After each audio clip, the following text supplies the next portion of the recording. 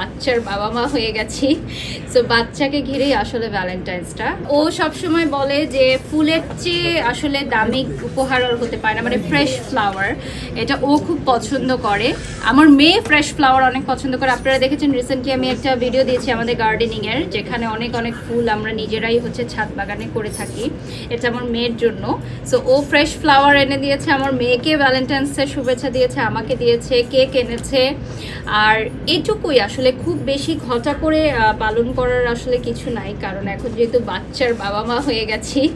So বাচ্চাকে ঘিরেই আসলে ভ্যালেন্টাইন্সটা, ওকে সাজানো, ওকে সময় দেওয়া, এটাই ওকে খুশি রাখা, এটাই এখন আমাদের ভ্যালেন্টাইন্স। না, ও তো আমাকে সবসময় গিফট করতেই থাকে, সেটা হয়তো আমি বলি না, বাট মানে আমি কিন্তু কোনো শপিং করি না, আমার যা শপিং করা লাগে সেটা ওই করে।